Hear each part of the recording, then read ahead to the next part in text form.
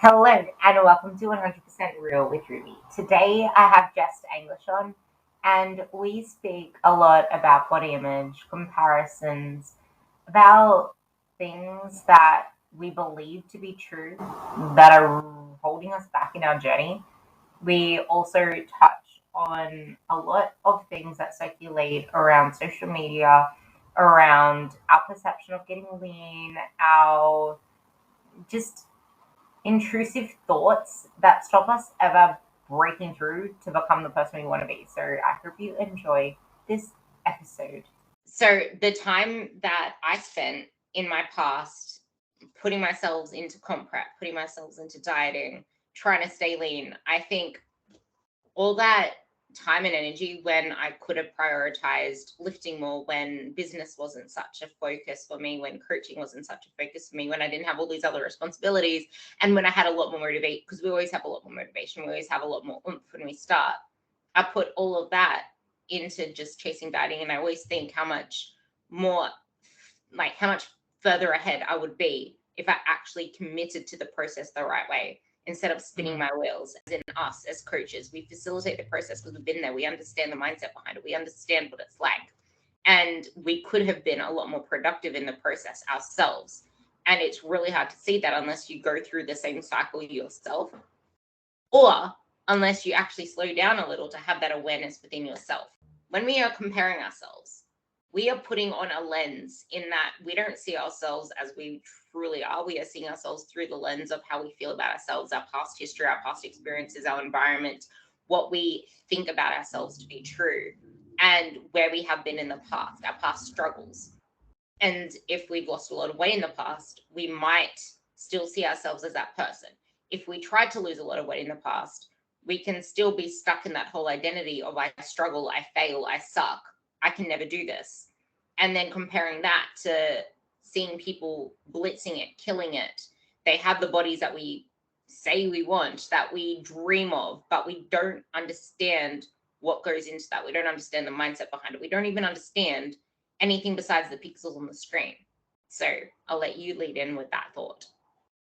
Yeah, and I mean, I'm going to start with what is comparing yourself to other people actually bringing you that's going to be positive? Like, are you going to are you going to get inspired, or are you going to get influenced in probably the wrong way? Inspiration is good because it actually facilitate maybe a little bit of extra motivation. Influence is different, and especially if it's from a negative place, like I should look like that already, or I wish I would look like that, or like I put so much effort and despite everything that I'm doing, I still don't look like that. So when people compare themselves, I ask them first, like, is this really like helpful in a motivational way? And most of the time it's not. And you cannot compare fairly because you don't actually know what's going on behind the scenes. You don't know if it's exactly, if the people actually look like the way they display on social media. You don't know if their full days of eating are actually what they're regularly eating, or if it's just something to get traction and to be like to go viral. You don't know how long they've been doing that for. You don't know their genetics. You don't know pretty much, I mean, you can know a few things about them, and the comparison will still be unfair because you're not them. And that's pretty much the bottom line about comparison. You're never going to have a fair comparison because you are your own person. And again, getting some inspiration from what other people do is great. If you're getting completely influenced and you're only chasing your own motivation through how other people look, it's kind of detrimental. You're not starting your journey the right way, or you're not being fair with yourself. Does that make sense? It's starting you off on the wrong foot. It's not allowing yourself to actually do the process the way you should be doing. Because if you start off with this comparison, and this is what I hate about before and afters, because it's like, I want that after photo, I want that before and after, look at the progress she got. And you're already putting on an expectation that this is what your journey is going to look like. And when you start the journey, you don't even know what's going to pop up. I had a girl that started with me in February, and we have not had even 2 weeks of just soothing flow through the process, because there was a cruise, there was a death in the family, there was her being told she had COVID and she didn't actually have COVID, and then she had an operation and now she's still in hospital. So all these things can happen along your journey, and if you stay stuck in that mindset, that's going to stop you from making any of the progress that you can actually make to get you further ahead. And she has made so much freaking progress in this time. Wait, what? She didn't have time to even have any traction and she still made progress? Yeah, because her mindset around food was trash. We got her eating more food. We got her even going on holidays. She went on holidays in that time too, and no tracking. She actually ate mindfully for the first time in her life and stopped when she was full. I will have to actually give credit to the therapist that's on my team as well, because I work with the therapist and she's been working with him, which is what has really helped her in this process as well. And this is why you can't separate the mind from the body. But back to the original point, if you think that your journey is going to look like that 6 week, that 12-week transformation, you are in for sabotage, because you're already putting the pressure on yourself. And this can lead into the fact that we do want to talk about some coaching in this as well, because a lot of people commit to a coach, commit to programming, whatever it is, and think that that's enough to get to their goals.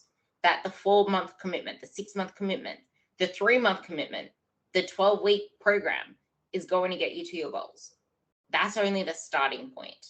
And 12-week challenges, they should just be enough to spark your motivation to actually keep doing your shit the right way, if anything. Otherwise, they are a waste of time and they can actually set you back looking worse and worse. And a memory came up on my stories. You'll love this one and you'll want to take this one. Memory came up on my stories where I was bashing the Maxine's challenge, and I always felt bad with it because I had 2 Maxine clients on my coaching roster, which was, yeah. But this, like, you'll see people sign up with me that have done Maxine's challenge after Maxine's challenge, and you can see the before and after photos between each one. They look worse after every starting point. They look softer. They're on lower calories. They are more obsessed with food than ever. That, to me, is not progress. Yeah, okay, cool, you got an amazing after photo, but you're back to the start again and you look worse. And you have a worse relationship with food. And every time you do it, you're just adding tax, and it's not just physical tax. You'll enjoy that one. Yeah. And I mean, again, it circles back to the hard way from the beginning is just the best way. It's the actual shortcut. And it's not going to be as glamorous of like, as like a, 12 weeks challenge before and after. But if you're not learning in the process, if you're not working on behavioral change, if you're not working on developing habits and behaviors that are going to be sustainable and serve you long term, whatever your goal may be, it doesn't have to be fat loss, it can be anything. But if you're not building that foundation, again, as you said, they're great to spark some motivation.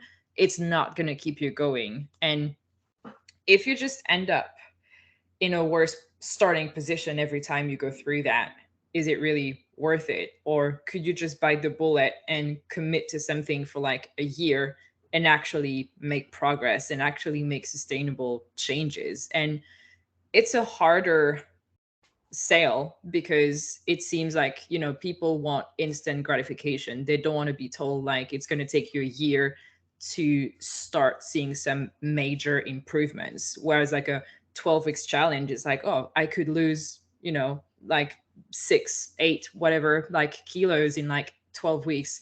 Why wouldn't I choose that option? Because it's instant gratification. It's like, oh, summer's just around the corner. Like, if I just do that for 12 weeks, then I'm going to look great. And it's like, okay, well, what happens after the 12 weeks when you don't have any follow up kind of support and guidance? You're going to regain the weight and you're going to repeat the cycle for freaking ever until you get tired of your own shit and you're like, actually, I think this is not working for me. And unfortunately for a lot of people, it takes years to actually get there. And I can dive into why people why it takes forever to be for like most people to actually commit to something that is going to be more sustainable.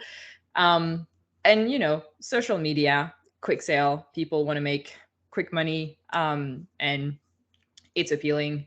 It's not what we prefer because we are in the good side of it, but um, it's the quick way, and people are really just drawn to that. And there's so many, especially now if you take like we're in May in the northern hemisphere, so not for you guys in Australia, but it's going to be summer here, so we're getting targeted with ads of like shredding for summer and beach body and whatever bullshit marketers are actually working hard on. And it's like, how, as a person who has no education or doesn't know much about health and fitness in general, if you're being targeted and you're like, oh my God, like I could lose 10 kilos and feel super confident for summer, why wouldn't I do that? And sometimes it just takes you to make the mistake enough for you to get tired of your own shit and just be like, I need something better. And I think it's our job to kind of, there's no regulation in the fitness industry, but our job to try to bring as much awareness as we can and education so people can make informed decisions and actually do things the right way as early as they can. I actually find this to be the hardest part because we can do all that we want, and I see this in Facebook groups all the time. Especially, you can put the messages out there, you can put the comments out there, you just get seen as a big fat bully. People just say, oh, you're rude, blah, blah, blah. Like, I get that all the freaking time, especially when I'm on my phone. I hate typing on my phone, and I'll just be more blunt. But the thing is, people only see things through the lens they want to see it. They will only listen to the stories that match their own stories. And that's where things fall apart, because you can get fed all the right messages and still keep doing the same bullshit that holds you back because that's the narrative you're seeing through your eyes.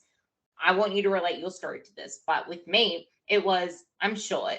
I don't have a waist. I literally do not have a waist. My ribs, and my hips. Ribs. That works. My ribs and That my works. pretty much kiss each other. Like, there is no space in between them. I will never ever have a waist.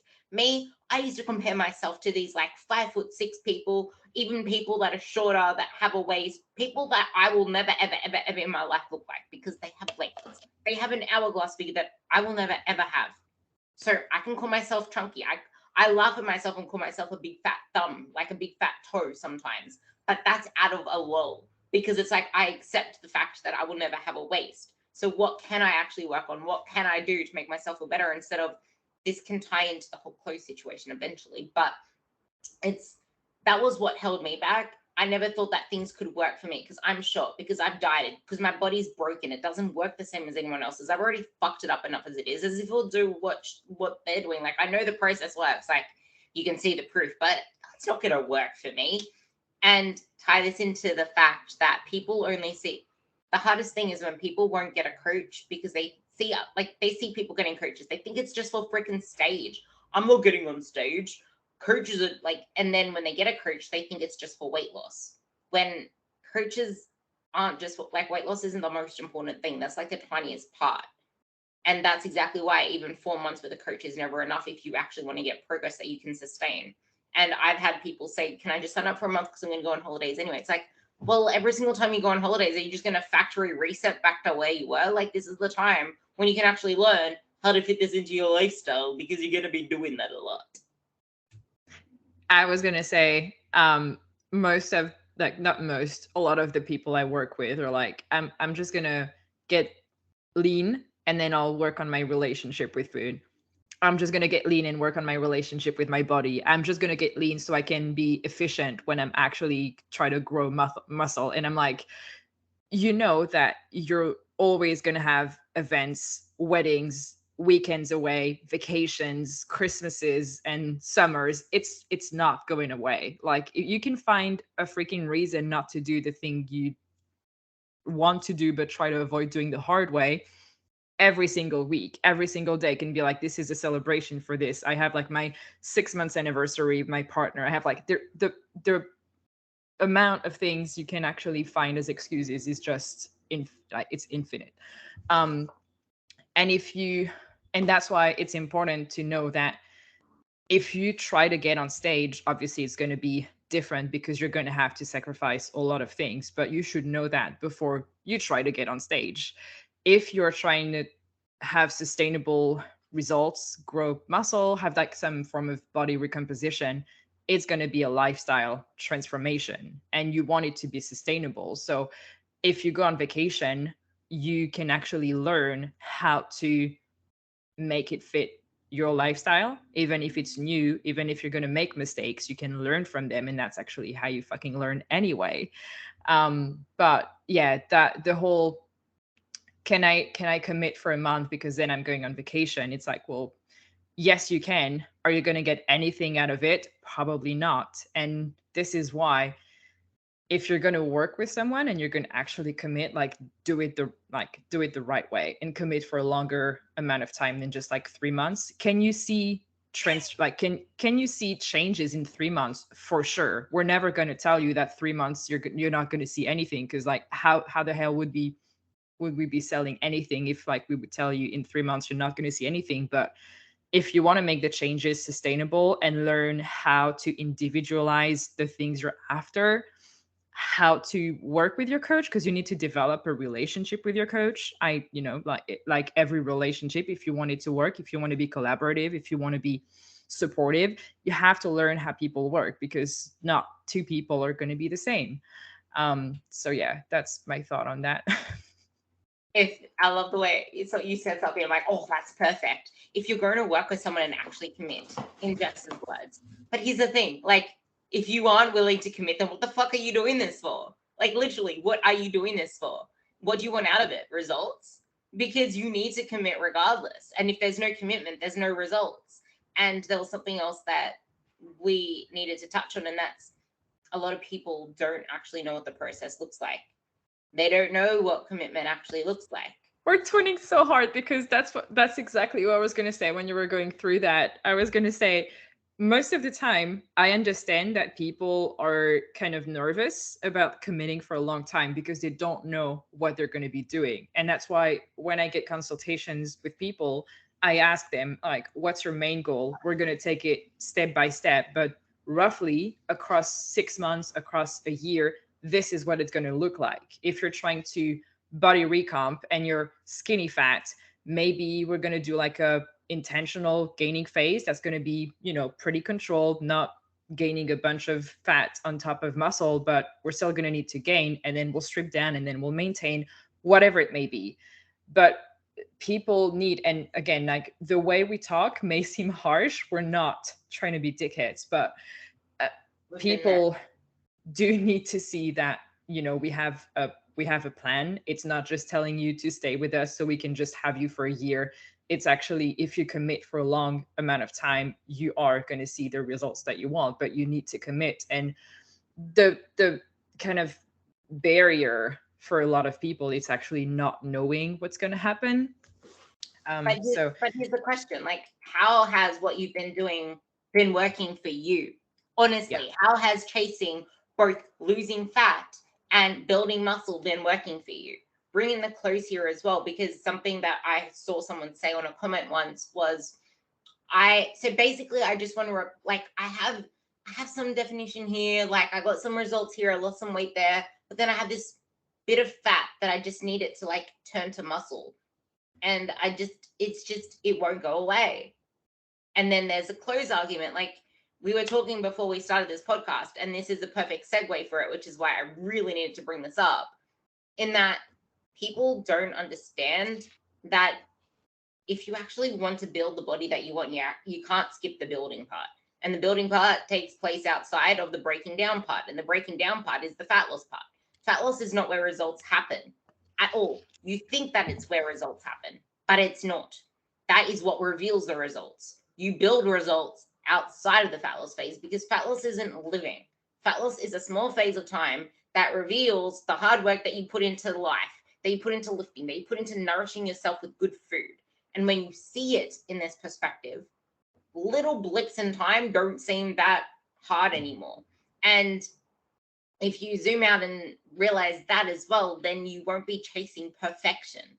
You'll realize, okay, I just need to buckle down for this period of time, shred this fat off, and then return to this thing called living where I'm actually making progress. But again, it's not a waiting room. People treat it like a waiting room to get back into the next fat loss phase, as though life is all just about losing fat, getting smaller, getting leaner, trying to lose this, picking apart the amount of posts I see. How do you get rid of like this little part here? And if you're not watching the video, I'm picking at my bra fat. How do you get rid of like this really weird part of my belly? Oh, I have this like really weird thing on my thigh. How can I get rid of that? Like, people are picking apart every single freaking part of their body. Like your body is just meant to be made of bone and skin and nothing else. And it's like, really? You're not freaking Skeleton George. It's it's like, come on. We need to understand that the process is this longer time, and sometimes you need to let go of some clothes sizes and realize that you can feel amazing in your clothes one day and feel like a fat whale the next day. Did your clothes just shrink? Did you just get bigger? No, because it's just the same as how you feel about your body image in the mirror. The clothes, your feelings within the clothes can also change. And yeah, and then there's the fact that they can actually get tighter. But I'm going to let you talk about that because you nailed it before I clicked record. There's a lot to mention, but I'm going to start with body image because I think it's important. You can't remove the bad body image days, especially in our society, culture, social media. Like, there's no way you're going to wake up every day and feel so good about your body. And that's why, if you chase having a perfect body image, first, getting leaner is not going to make the bad body image days go away. It won't. It actually, in my experience, in a lot of people's experiences, if you've ever competed before, you'll know that the leaner you get, the worse your body image is. It's totally dysmorphic. I'm not talking about just getting a little bit leaner. Like, I'm actually talking about living lean and trying to get more and more lean over time.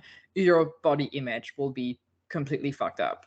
And it just fluctuates, like hormones, water retention, just, wearing clothes that one day were feeling great and today you just hate how they fit you. Maybe you are digesting a big meal and it's actually pushing, like, your stomach is distended, which is totally normal. Digestion is a normal thing. Like, many factors come into having a bad body image that you cannot avoid them. And if you do an exercise of like considering your body image across a whole week, your body composition across a week is probably not going to change that much.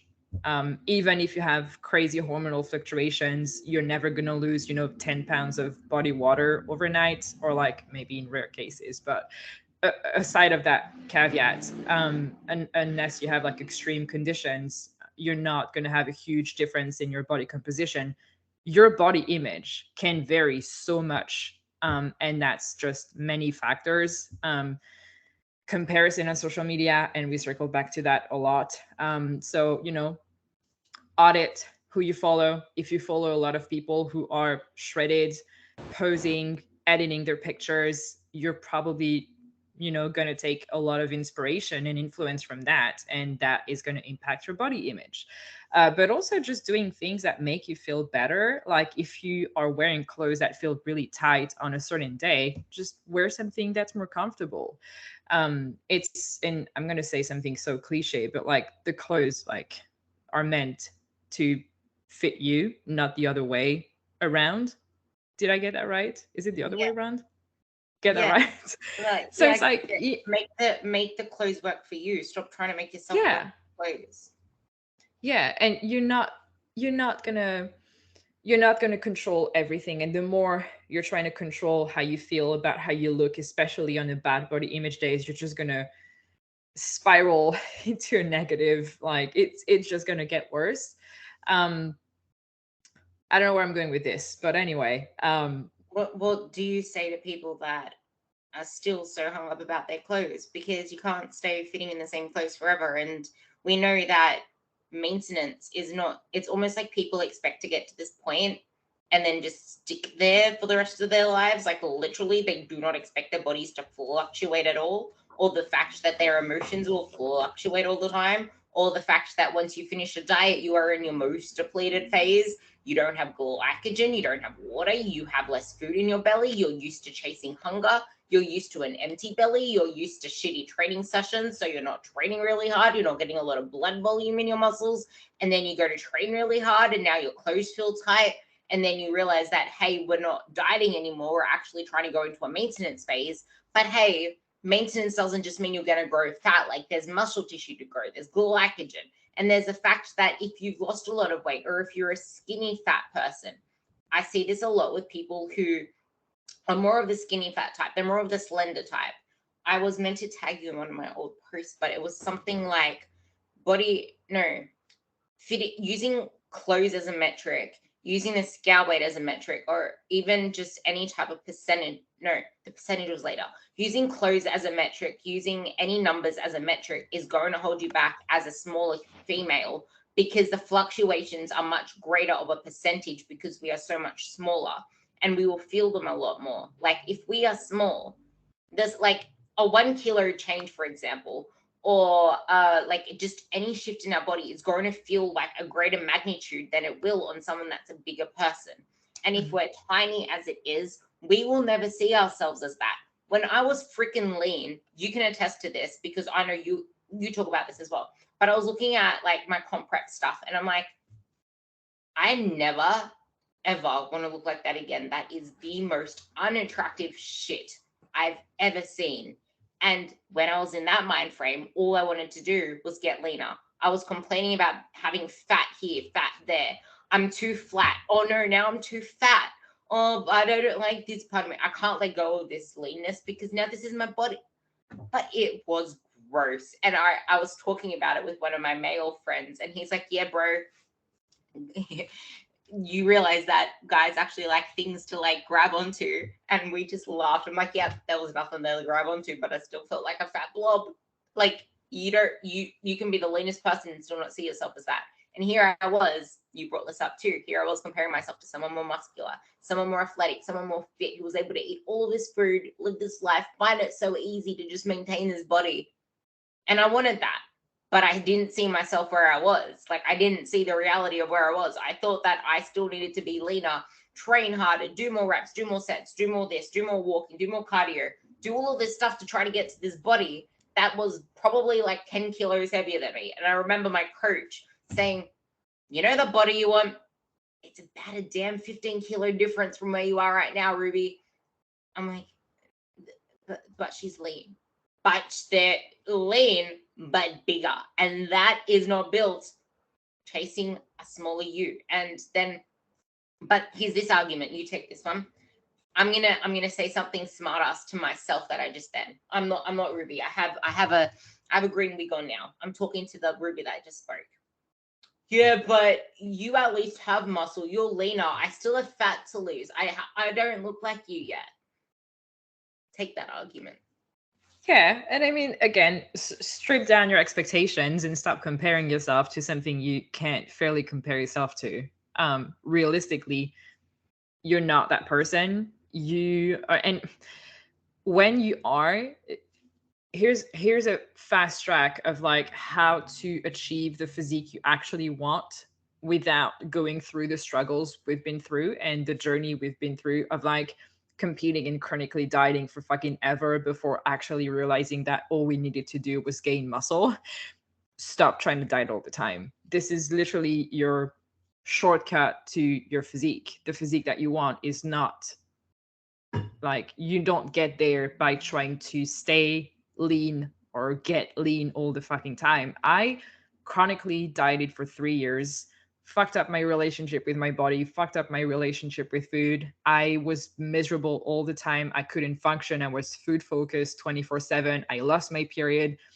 3 years of that until I realized that this is ridiculous. I'm surviving. I'm not even living. My training sessions are shit. And my goal is to grow and to be muscular. If my training sessions aren't properly fueled and I can't actually give enough of myself and recover, this is pointless. And that's what a lot of people do. They think I have to get lean. I have to.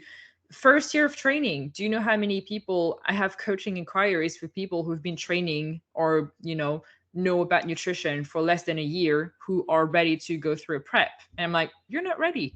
You're not ready for 5 years at the very least. And I wish someone would have told me that when I prepped, because when I prepped, I was maybe 2 years into my, serious lifting and nutrition journey. So that's your shortcut to the physique you actually want to achieve. It's like stop chronically dieting. And it's easy to say that because we've been through it. It's a harder thing to sell to people because they're like, yeah, but there's a lot of self-worth issues. It's like if I don't show that I have like vascularity, if I don't show that I have abs, if I don't show that I have definition, like I'm not going to be taken seriously.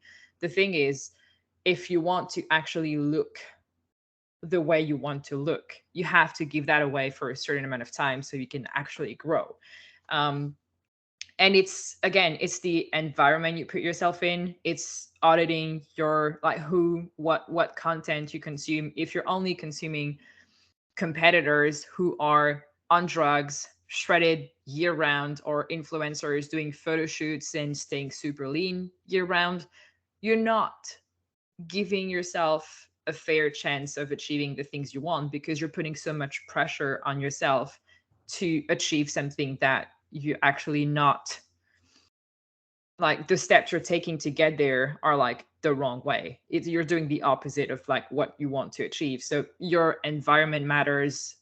Working on your mindsets, the relationship you have with your body, the relationship you have with food, all of these things compound. And I think, I mean, there's a lot to say, but I see it so often now that people just crash prep and end up like not even getting on stage and then develop a poor relationship with food, a poor relationship with their body image. And it's like, oh, I wish I would have never done that. Most girls that I talk to and work with now, I used to work with competitors. I used to work with people a lot for like actual bodybuilding.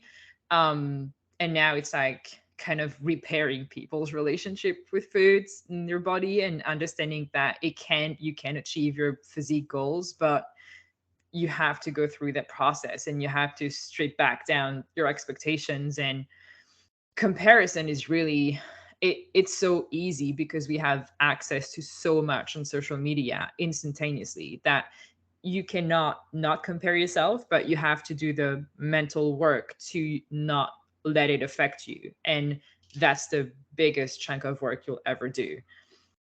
I love that. And my face just went blank there because I was trying to think of, I was the worst on my body, and I honestly cannot explain or think of how the hell I fixed it. Like, I just don't know and I guess in that it's showing you that it's just a process of showing up for yourself. It's a process of slowly shifting your thoughts, because I can't pinpoint one thing that completely changed my body image. And Me as neither. I literally can't. And as most of you are aware by now, because I've mentioned it on a few of my last podcasts, this gut issue has not gone away. And it flares up so many times. I don't know what it is. I'm still getting tests for it. And it could be hormonal. Who freaking knows? But that could easily set me back so much, because I have days where I literally just feel like I have an elephant in my belly. Like like when I say elephant because I feel that pressure.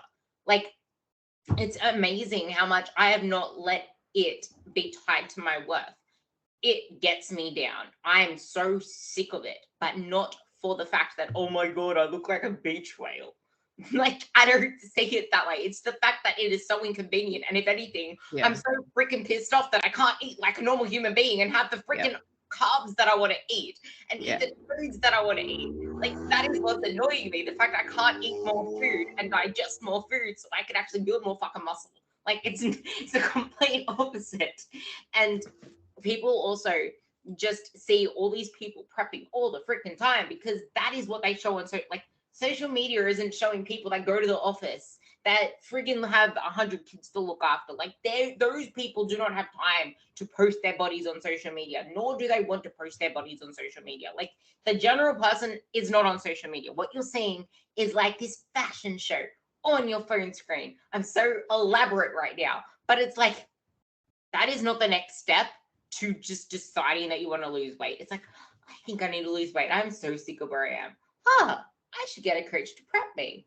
And that brings us back to the whole fact that people think coaches are just for weight loss, or coaches are just for prepping, or whatever it is just for weight loss. No one ever actually stops to even think, okay, cool, what happens once I lose the weight? Or they don't even think about the actual losing weight part and what they expect at all after that, or their whole expectations of it is wrong. But I want to go back to the idea that you started before, because I just remembered what it was. ADHD twins. I just want to lose the weight first, and then I'll gain muscle. I just want to lose fat first, and then I can worry about building my food up. I can worry about my metabolism later. I can worry about my hormones later. I can worry about whatever the hell it is after I lose the fat. And then we can get stronger. Then we can worry about the rest. And then there's also the person that just finally starts to get this shit together, and then, I have a photo shoot for this birthday date, or I want to do a photo shoot here. Or people just throw themselves into photo shoots all the time these days because it's the new cool thing to do. And that's why thinking long term, it's like, okay, you want this now, but how is it going to serve you a year, 2 years, 5 years down the line? Do you want to have a quick fix right now and feel good about yourself for like 3, 4 months, and then having to do it all over again because you find out that when you chronically diet, and I'm not talking about, you know, like a sustainable fat loss approach, I'm talking about crash dieting, chronically dieting consistently, and a lot of us have been through that for years. When you do that for so long, you just spin your wheels. You're literally getting nowhere, and you're probably doing a lot of damage physiologically and psychologically on the way. um, so it's like, do you want a quick fix that is gonna put you potentially back to like a worse starting position in 3, 4 months, or can we work on something that is going to challenge you, make you feel maybe a little bit uncomfortable, but you have to be uncomfortable if you want to get somewhere. And I mean, chronically dieting is fucking uncomfortable. It's familiar, sure, but it's freaking uncomfortable too. um yeah, or I like familiar, because that's what you brought up yeah. before, familiar with the clothes. Keep going down that rabbit hole. But everything, like everything is like, you know, diet culture, social media, comparison, everything ties in into that specific point. But it's familiar. It's not fantastic, but like, why did we go through 3 years, 4 years of chronic dieting and damaging our mental and physical health? It's not you don't feel great, but it's soothing and it's comfortable and it's familiar. So it's like, do you work with someone? Do you collaborate? Do you take steps into, yes, you're going to feel somewhat uncomfortable, but you're actually going to grow? And this is, you know, this is why coaching is a collaboration too, because you have to meet the client where they're at and actually teach them that they can trust themselves to get better and make progress and trust themselves. Like that's also why people get coaches. It's not just to tell you eat that amount of calories and go do 2 leg days and 2 upper body sessions a week. And you know, it goes so much deeper than that. If you find a good coach, which is, I get, tricky in a lot of ways. If you have a coach that has a collaborative approach, that individualize things, that is really client centered and work with you down the line, like, you have to give some trust away. And I understand that it's complicated because some people in this industry are not very, you know, compassionate, ethical. Like, you can put it whatever way you want, but you have to give some trust away. You do your due diligence before, but you know, have a conversation, ask questions, make sure you know what you're getting into, ask like, how does the check-in work? Am I going to have access to you throughout the week? Is this actually going to be a collaboration? Are you going to teach me things? And it's like, you can screen your coach the same way we screen clients. It's like, are they going to help me? The goal for us is not for you to work with us like forever. It's to teach you to make informed decision and to feel comfortable doing the things down the line. But it's not going to take 3 months, and you have to take, the time to build that relationship. And that's why a good coach, in my opinion, that is probably a pretty biased opinion, but if you're only working with them for like 2 3 months and you don't have regular check-ins and you don't have any form of accountability, if you don't have any form of interaction, probably not the best investment. But I ask really them how they work. I want to hammer on something just there because Okay, go. I want you to take this one. The difference between a coach and a person that only cares about numbers in the door is this whole macro coaching thing where you just get a macro and a training plan. And the difference between getting regular check-ins, which can be they can be fortnightly, they can be weekly. Like sometimes you don't need the hand holding through the week. Like weekly check-ins can be plenty for someone that has a lot on their plate. And I know a lot of people that prefer fortnightly check-ins because they have so much going on. But there is a difference between a check-in that literally just takes, give me your scale number on the scale. Give me your accountability on the percentage out of 100. Give me your photos. Cool, this dictates the next bit. Cool, go on, goodbye. Take that. Because that pisses me off. And it pisses me off too, because I've never worked like that, but I've known a lot of people who do work like that, and it's questionable. That's also another issue with the fitness industry being totally unregulated, but I mean, it's a deeper issue. But yeah, do something that works for you as a coach first, because you also want to keep your sanity and be able to work your, the best way possible to attend to your clients.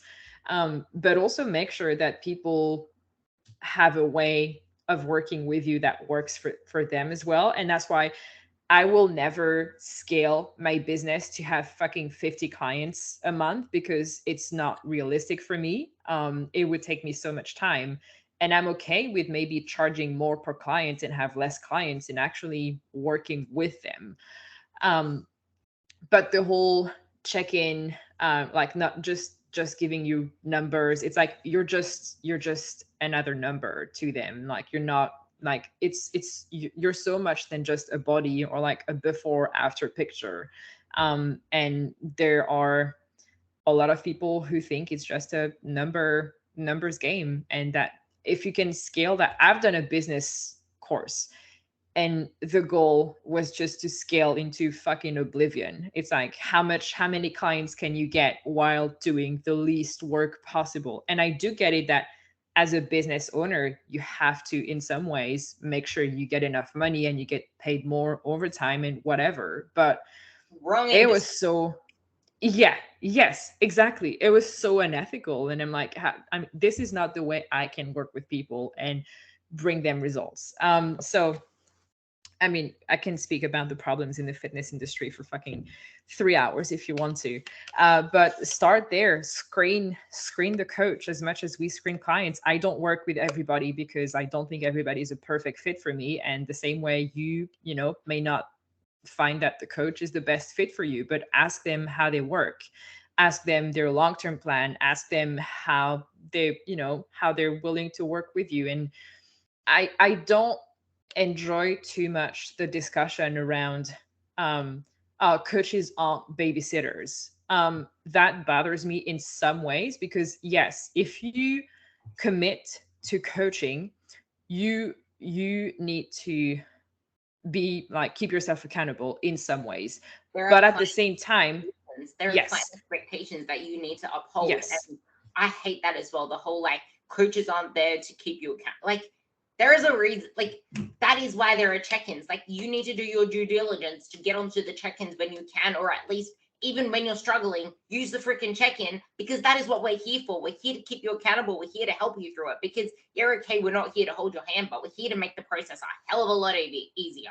And just because there was one thing you said that I wanted to finish talking up on because it was so important. When you actually approach a coach, realize that your process and your way of thinking that things are meant to look, or what the process is meant to look like, is why you're stuck where you are. So things do need to change. You do need to embrace a new way, but you need someone who's willing to work with that. And I will never get like frustrated enough at the fact that there are coaches out there that do just pin you on a scale number and a percentage of accuracy check-in. And if you don't hit that, then you either get the same macros, or if the scale hasn't budged down, you just get a slash of calories without any other context. So, That's almost like blackmail. I It's see it all crazy. the time. It just drives me I nuts. know. When you work with people over time, you realize how many fucked up stories people have about ex coaches that they used to have. It's mad. But what I was getting at is, even if we're not babysitters, that's I'm okay with the fact that, you can only keep a client accountable like in certain ways. But I think as coaches, we also have to understand that, not everybody's the same, and you have to maybe change your ways too. It's like, yeah, you're going to put the client into a lot of discomfort sometimes, and it can be overwhelming and whatever. But if you overload them with too many things at once, or like the way you work with them doesn't work for them, like, I'm not saying revamp all your processes and systems, but there may be people who bring up valid points on like, the way you work with me does not work for me. And I'm like, we're neurodivergent people. We both have ADHD. I worked with people with ADHD. And I promise you, I do not work the same with people who have ADHD as I work with people who don't have ADHD, because it's different. They miss check ins, they have like time blindness big time. And they're like, they don't do it on purpose, but you have to find a way that works for them as well. And, maybe that's your niche, and maybe you just want to cater to these people, and that's okay. But it's like, I don't expect everybody to react the same way.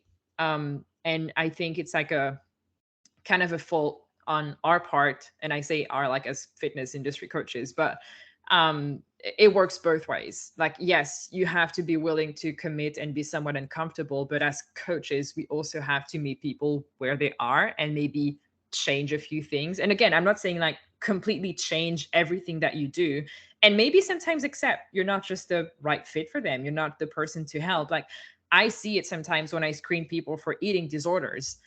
I have people, I can't clinically diagnose someone with an eating disorder, but the way they speak to me, they're like, oh no, I don't have an eating disorder, and then explain everything. And I'm like, you need a dietitian that's specialized in what you're experiencing, because this is really not my scope of practice. And I mean, there are so many like coaches with no qualifications, like restoring like your Hormonal. periods, regulating your hormonal like menstrual cycles, and no qualifications whatsoever, which really bothers me because, anyway.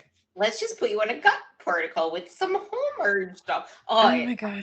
yeah, something you said that is really important. And this is exactly why I this is why I have the confidence I have in my coaching now as well, to be able to take on people that have disordered relationships with food and eating disorders, because I knew that I can't do that. So I got a therapist who specializes in eating disorders so that they can help the people that I cannot help, because I cannot help that. And you said something so important there. And that's because I have 3 clients with ADHD. I have to message them 3 times a week to get them to do their shit, Yeah. because I know that they won't do it. I approach all of my clients differently, but this isn't always a coach thing as well. And I know that most people listening to this aren't coaches, they're clients. And well, they're either clients or people that just are trying to do it for themselves. So the best thing that I can say is you need to be honest and open with what you're struggling with and where you need help, because people can't read minds. And if you feel like you need a coach, you need to understand this as well. And that when you get a good coach, they will work with you. They will figure out how they can work with how you work best.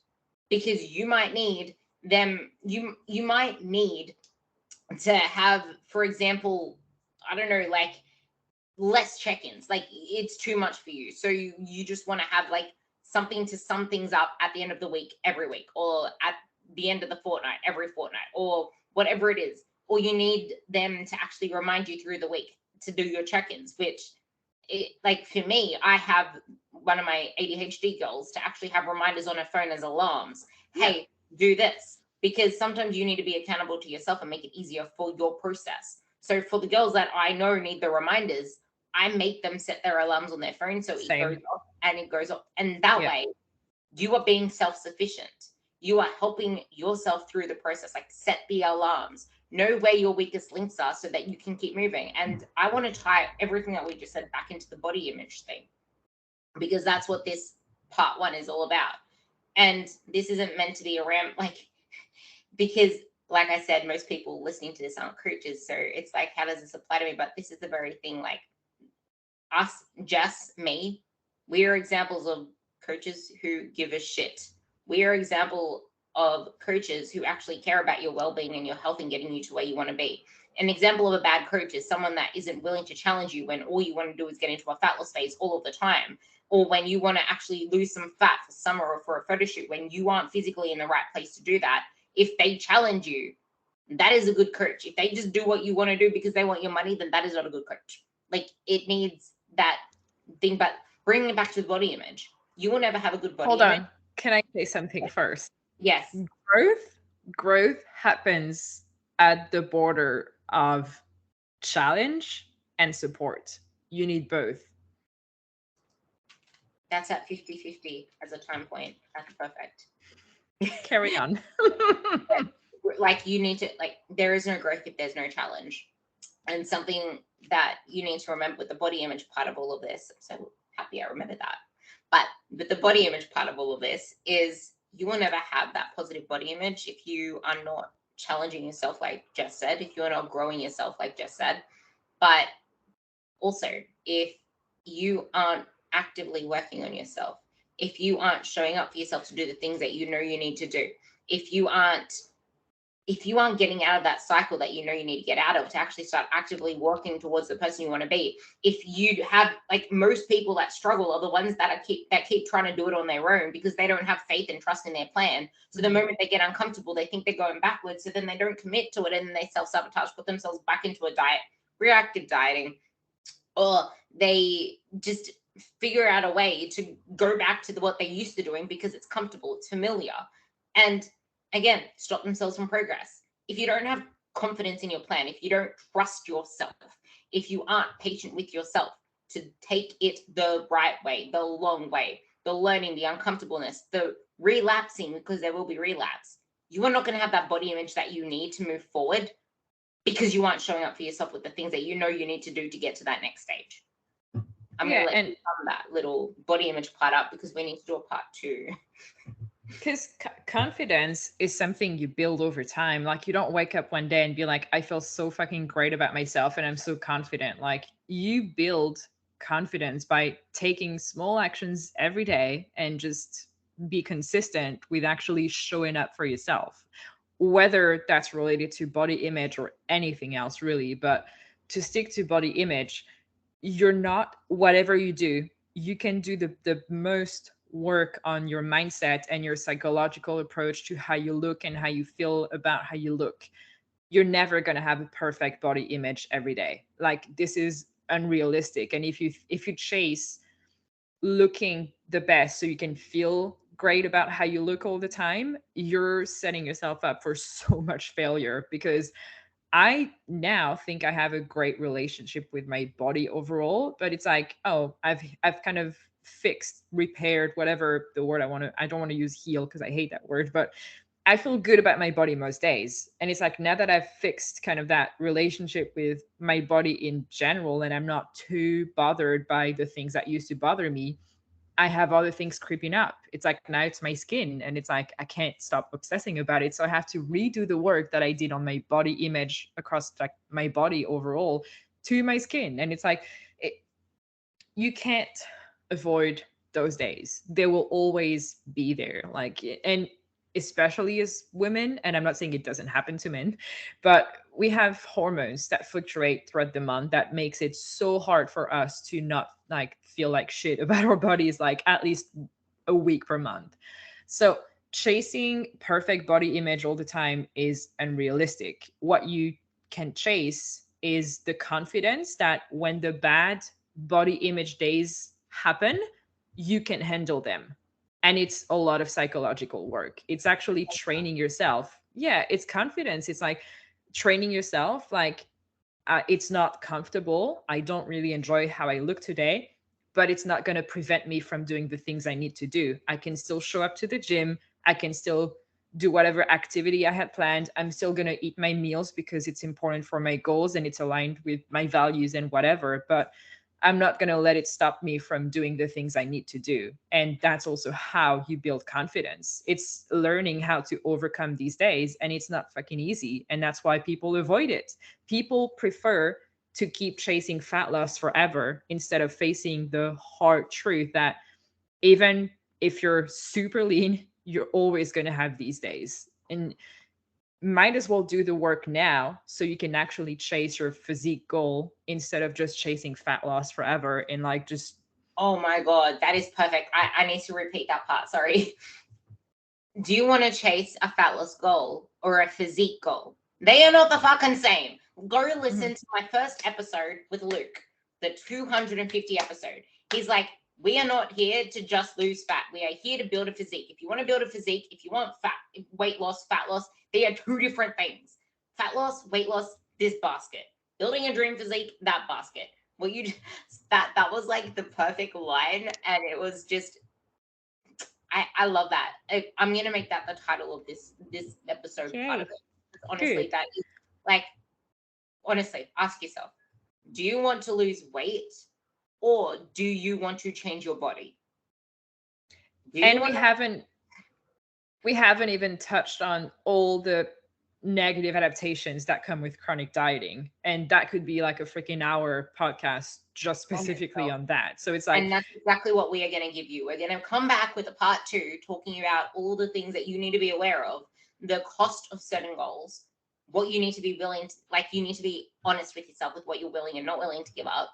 And even if you are not lean, even being a moderate body fat, still chasing lean because you are so freaking under muscled and you've been trying to diet your whole life or you lost a lot of weight before, all that stuff has a lot of negative repercussions that will hold you back the more that you keep trying to chase that because you were too uncomfortable with embracing buying new fucking shorts or whatever it is. Like, I get it. We've been there before. We're not trying to be mean, just like Jess said. And I want to emphasize one last thing before you wrap up body image, and that's the very thing that we both have mentioned. Confidence is in showing up for yourself over time. And that's exactly what I said when I don't even know what it took for me to heal my body image, and neither does Jess. And that's why I made a face because you mentioned the skin comment, and I've invested more into skincare now for the same reason. It's like I actually care about my skin now. Whereas before I was just too obsessed with my body to even think about anything else. but the fact that we got rid of that mentality or chasing being lean at all costs, I think it's background work. It happens over time, and it's not like a massive breakthrough. Like, you don't wake up one day and be like, I'm done with this shit. You just build up your tolerance, and I think you just build up your annoyance. It's like, I keep waking up every day when I was chasing like just fucked up mentally and physically, and I was like, am I ever going to get tired of that bullshit? And saying this every day, I woke up one day and eventually I was like, I'm not living. I'm literally just surviving. Like, you can go on vacation, take the most beautiful pictures and be happy because you have a six pack, and it's like, you're fucking miserable inside. What's the point? There is no point. And I think you wake up one day and it's a lot of overtime work of like being really annoyed at yourself, but you wake up one day and you're like, that's it. Today I am so tired of this bullshit. Like, I'm gonna stop doing that. And I think that's what happened to me. I prepped, competed, qualified for worlds, competed at worlds, and then I went on a road trip in Florida. And I thought um, that I felt great about myself. And then I came back home and it was Christmas time.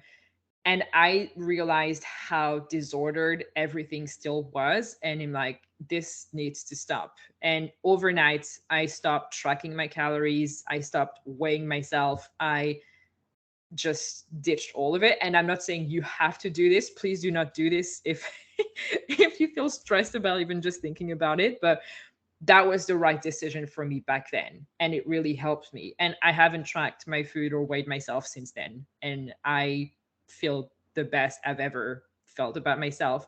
And it's not to say you have to do that to achieve what I did, but I think you have to just be so tired of your shit at some point and be like, this is not working for me anymore and something needs to change. And then finding what needs to change. And if you don't get it right the first time, you get to try again. I love that. And I want to sum this part of the podcast up with the fact that when you realize and slow down, when you slow down and realize that what you're doing, for starters, isn't serving you. And I had a little what the fuck moment again, because you said something that I saw was a post of mine, literally how you said it. I was not living. I was just merely existing. I was not Yep. experiencing life. I was just going through the motions. And a lot of people are in that phase, but they don't realize it. But also at the same time, there are a lot of people living, but they're not thriving. They're not living the best they can. So showing up for yourself is one of the biggest things that you can do. I am going to be popping on another podcast within the next 2 weeks, either next week or the week after, with Jess. We're going to talk about everything that we mentioned not that long ago.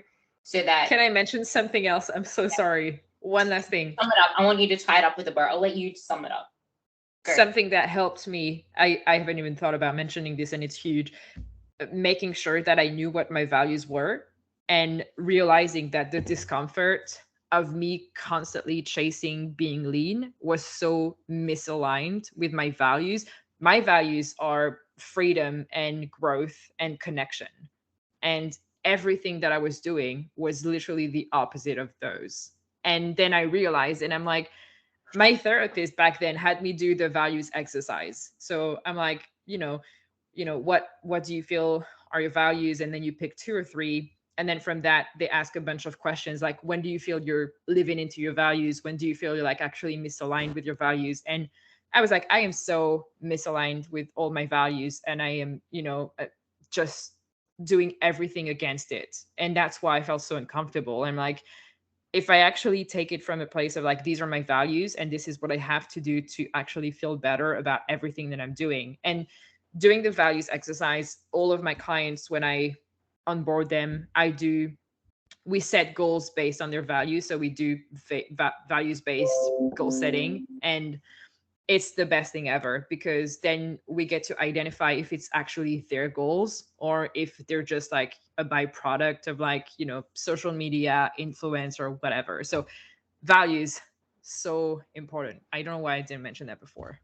I'm putting that onto what we want to talk about next time because now you just Yeah, sparked me big. wanting to go into a Mhm. freaking 30-minute rant because all of the Yeah. time it's like, are your goals actually your own? Where did they come from? And yeah, we're going to add that onto the next podcast. There's like, we Mhm. could go on about this for ages. But with that, Yeah. I'm going to put Jess's Instagram thing below. I'm so excited to get her back on to talk Me again. too.